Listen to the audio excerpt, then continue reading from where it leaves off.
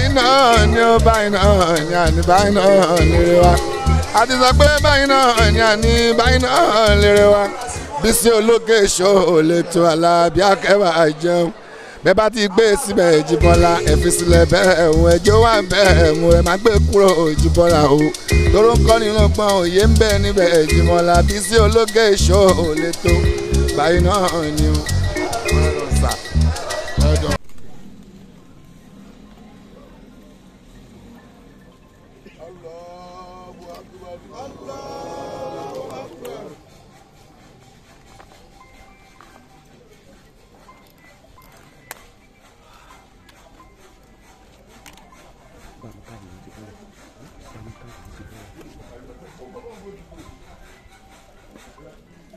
Allahu Akbar. Allahu Akbar.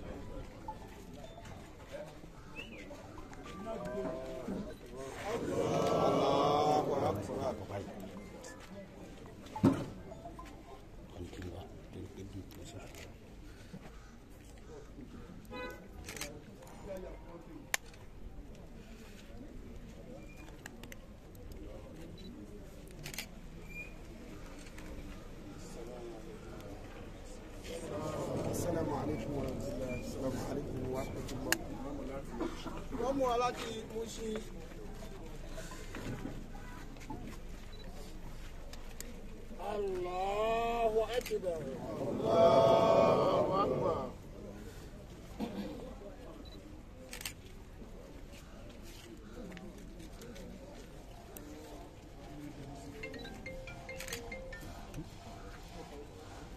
Allahu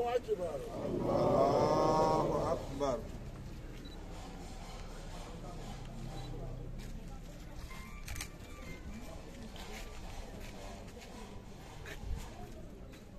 Allahu Akbar.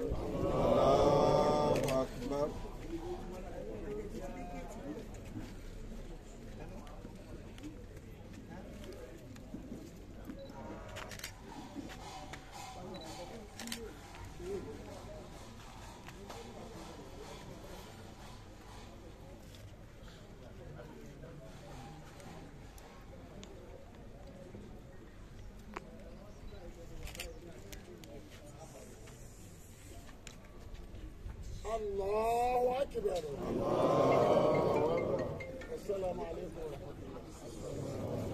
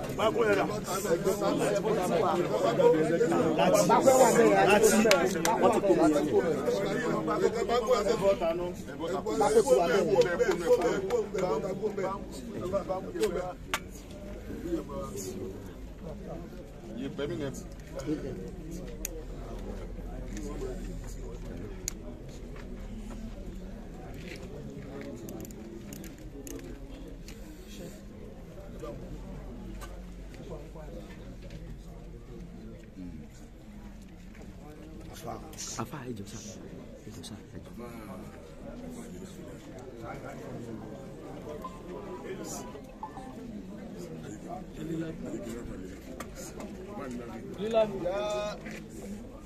بعد تلفين سورة الملك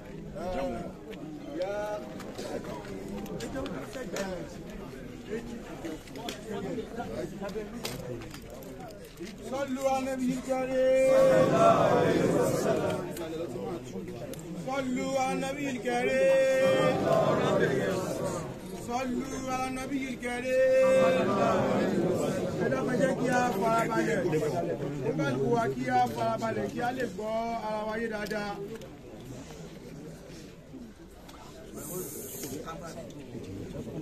Gbogbo àwa tí a bá ń ṣe nǹkan mí yàtọ̀ sí nǹkan tí a ń ṣe ní ẹjọ́ àrò wa ẹ jẹ́ a farabalẹ̀ ohun tí ó gbẹ̀yìn gbogbo wa náà lélẹ́yìí ẹ jẹ́ a farabalẹ̀ nítorí ara wa.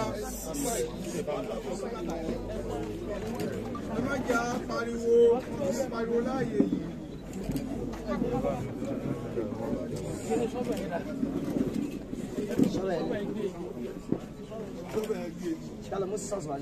Sísọ sí wa lára ní ṣé wà tó sí ni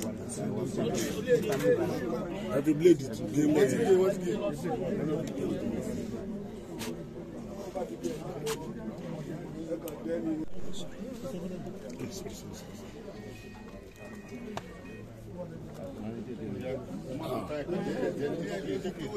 Ẹni tí o bá ti níṣẹ́ mi tó bẹ́ ṣe ń bẹ̀ yẹn ẹ̀rọ kó báyìí fún ẹ̀. Sẹ́rí ẹ̀yin jẹ́ máa kú yẹpẹ̀ ẹ̀yin máa padà ṣe yẹn ọ̀dà ìkọ́ bọ́sì tàbí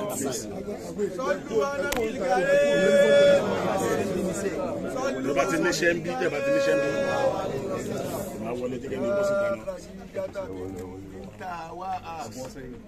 Khadija ọmọ Hawa orúkọ ẹni ìjánu ẹni òṣìṣẹ́ ìṣẹ́fẹ́ tó tẹ́wọ̀n bá ti dé àyè tá a wà yìí ó ti di ọmọ kékeré àtijọ́ jẹ́gbẹ́. Khadija ọmọ Hawa gẹ́gẹ́ bó ti já sí pé ẹ̀dá ò ní wà láyé kó má nípìlẹ̀ ìpìlẹ̀ gbogbo wa náà ni Ádámù àti yálà wa Hawa lábínú Khadija ọmọ Hawa. Ayé lọ́jà ọ̀run nílé rántí bó ti lólé ayé o rántí gbogbo ohun tó gbélé ayé ṣe rántí bó ti lu àsìkò ẹ rántí bó ti lu ọdún rẹ. Rọ̀dí ti bìlà ìrọ̀bá. Èyí tá a mọ̀ mọ́ náà ni pé o gbà ó sì yẹ dọ́kàn pé ọlọ́run lọ́lọ́run ó gbọ́kànlé nǹkan míì lẹ́yìn ọlọ́run. Wàbí Muhammadu Nabi àwọn Rasulullah. Àwọn ànábì sì pọ̀ tọ́lọ́run rán sílé ayé èyí tó gbà lánàbì tiẹ̀ tó tẹ̀lé tó gbà fún òun náà ni ànábì wa Muhammad. Ẹ̀sìn pọ̀ lórí ọ̀ràn ọ̀pọ̀ ló ń ṣẹ̀sí ló ń ṣẹ̀sì. Ẹ̀sìn tí wọ́n mú lọ́kùnkúndùn tó sì tó gbà fún òun náà lẹ́sìn Islam láyé fi ń pè ẹni mùsùlùmọ́ ọ̀nà fi ń pè lálàájá. Wábìlì Kùránì dùsúra ń wábùrẹ̀ hánà. Ìwé pọ̀ tọ́lọ́n fi lọ́wọ́ ànábì wa tí wọ́n wá sílé ayé ìwé tó gbà fún tó ní gbọ́rọ̀ rẹ̀ kí o má tẹ̀lé tó ní sọ wípé Ọlọ́run sọ báyìí kó má ṣe ohun tọ́lọ́run sọ òun náà làlùkùránì. Yá Khadija binta Hawa. Khadija ọmọ Hawa. Yá Khadija binta Hawa. Khadija ọmọ Hawa òbí tí ń jásí pé Hawa ló bí gbogbo alápapọ̀ ìyá gbogbo wa ni. Olówó ló jẹ́ ni ọkùnrin ló jẹ́ ni olóyè ló jẹ́ ni pírẹsidẹ̀ntì ló jẹ́ ni ibi tó ti wá náà ni Hawa. Uskuri ma kharajti alayhi min ad-dunya. A ní o má gbàgbé ẹni bá sùn ni wọ́n máa ń jí wọn kì í jí ẹni tó kú rọrọ rántí wo ti lólé ayé o. rọ̀dí ti bí láì rọ́bà. alẹ́ ìtò gbà tá a mọ̀ náà ni pé o gbà ó sì yẹ dọ́kàn pé ọ̀kan ṣoṣo lọ́lọ́run ọba ó pọ́lọ́ méjì o. wàbí muhammadu rasulillah wa ó ń dán ó ń dùn ó kù díẹ̀ káàtó ànábì tó gbà pé o lè fi bí ọlọ́run náà lálẹ́ bí wa muhammad.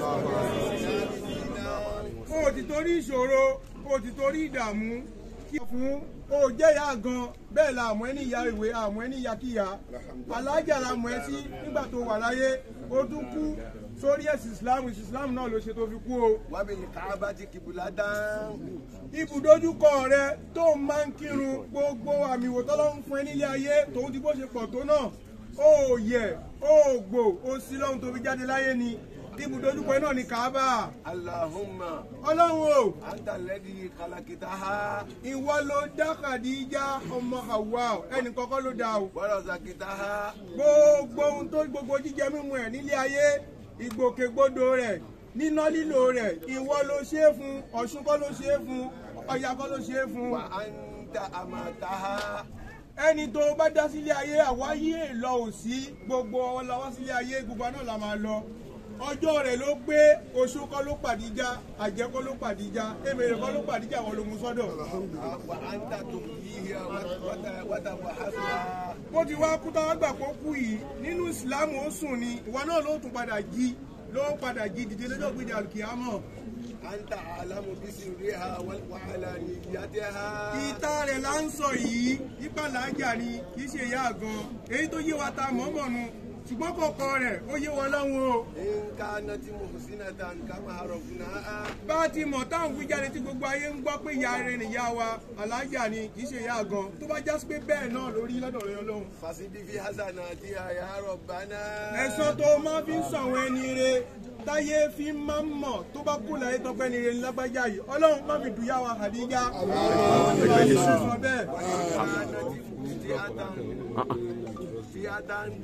Tó bá já sí pé ojúlẹ̀ dá ń wò Ọlọ́run lórí inú ẹ̀dá ò ní mọ̀ ní rìn kórí ó má mì a kì í mọ yán ogún kó má di kókó kò sí bá ti fẹ́ mọ̀ dí fọ̀ láyé kó má rùn o a lè mọ̀ wẹ́wẹ́ ká má fara kọ́ mi tó bá ní àṣìṣe tó ní àmọ̀ṣe tí Khadija ọmọ Hawwa'u ṣe lọ́dọ̀ rí Ọlọ́run. Fa'fu anha wa tajawaz an sayyi'atiha.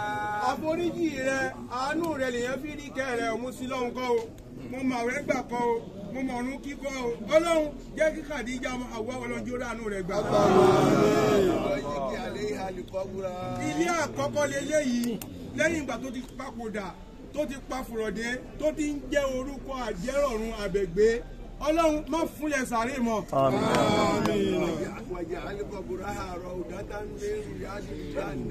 Ibi tá a fi sí yìí bó ti kéré tó táwọn lérò kó kéré yìí táànú Ọlọ́run bá gbókùn gbé bẹ̀ yóò fẹ̀ kọjá fúláàtì Ọlọ́run má ṣàṣọ́ di àbàtà àlùjọ́nà kó sọ́dà bàtà gẹ́ kó sọ́ ní ilé ńláńlá tí ó máa rí ohun tó bá ti ń fẹ́ ń bẹ̀ gbogbo ohun tó bá ti ń wá látọkàn rẹ̀ ní jíjẹ ní mímu Ọlọ́run jẹ́ kó máa bá gbé bẹ́ẹ̀.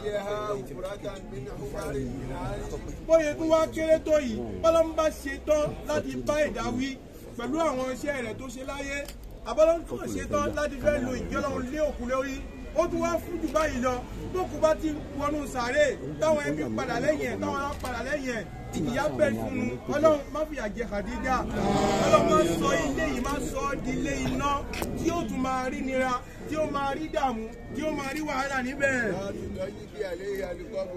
Mo fẹ́ràn ọmọ fẹ́ràn mi ọmọ kì í báyọ̀ débẹ̀ o mo fẹ́ràn ọkọ fẹ́ràn mi ọkọ ò ní báyọ̀ wọ sàárè o Ọlọ́run má fúnlẹ̀ mọ́ má dà á láàmú òun nìkan ní ó kún báyìí Ọlọ́run má dáadáa rẹ̀ fàánù rẹ̀ pẹ̀lú ẹ̀. Gbogbo wa àtọmọ àtàrà àtẹbí àtàfà kò sẹ́ni tó lè bá wọbẹ̀ àwa sì bẹ́ẹ̀ ni. Gbogbo ń ta wá wí gbogbo àdúrà tá a ṣe gbogbo ojú ìrẹ́bẹ̀ ta képe Ọlọ́run Ọlọ́run wàánù rẹ tó máa fi ń gbà nǹkan lọ́wọ́ ẹrú Ọlọ́run ṣe àfàánú ẹ gbà lọ́wọ́ wa Ọlọ́run má fi àjẹ Khadija má dà á láàmú má fi jìnnà má wàhálà tó fi sílẹ̀ láyé ká má wàá sọ ẹni tí ò sí láyé mọ́ wọ́n bá sì ń sọ ẹni tí ayé máa ń bá ojú náà lẹ́ni tí ò bá níyà láyé mọ́ gbogbo ohun tí ó fi sílẹ̀ láwọn ọmọ lẹ́yìn ìgbà tí ó sì yà mọ́ wọ́n ní bí ìjọba ti kú jíjí ẹ̀dá fọ́ ọlọ́run má fọ́ jíjí ayé àwọn ọmọ wọn má dá àwọn ọmọ láàmú má fìtínà àwọn ọmọ wọn má ní àwọn ọmọ wọn lára. ṣúrata àwòlàdíhà bàjẹ́ àmìnì alhaji abdulwasi alabi basuma wasairi àwòlàdíhà. gbogbo èrò ayé náà ní pé ìyá Paso òun náà l'Òṣùpá Paso òun náà ní bẹ́ẹ̀ náà lọ́wọ́ di ògbó ẹ̀ mọ́ ìyá Paso ti wá kú báyìí ọlọ́run wá wọlé bí ìyá Paso ti wá kú ìwọ́lá Al-Kùránì òkú ìmọ́lẹ̀ rẹ̀ ọlọ́run òkú ògbó Paso ọlá Paso àti gbogbo àbúrò lẹ́yìn ẹ̀ ọlọ́mọdé owó ọkùnrin òkú.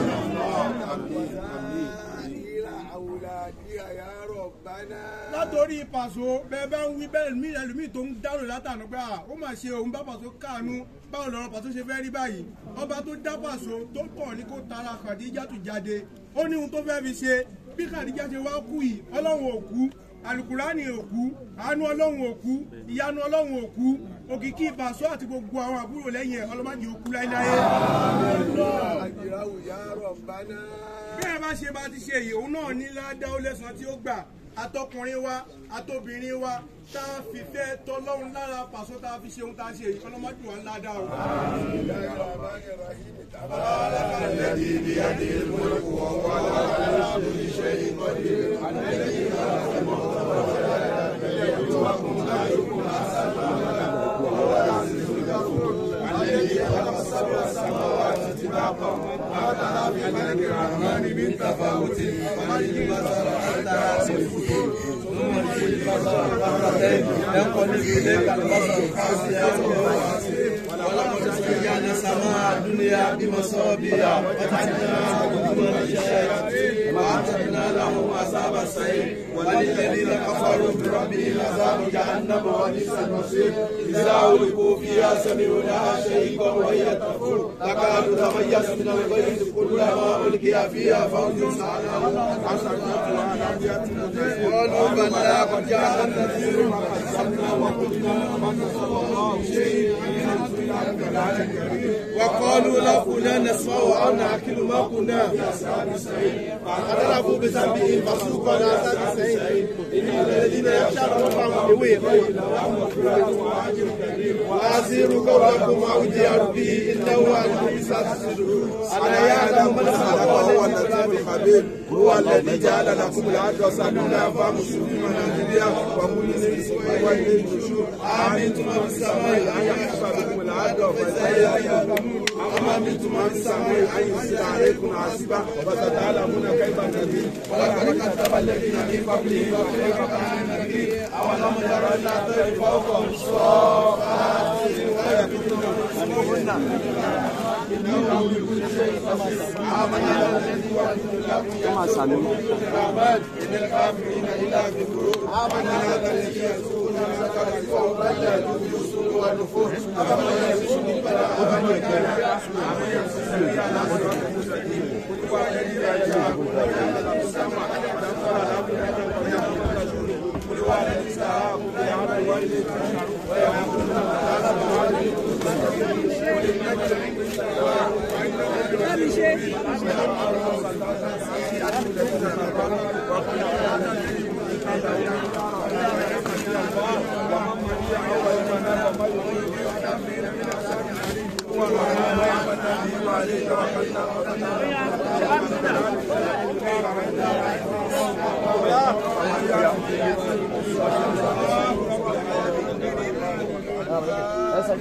الفاتحة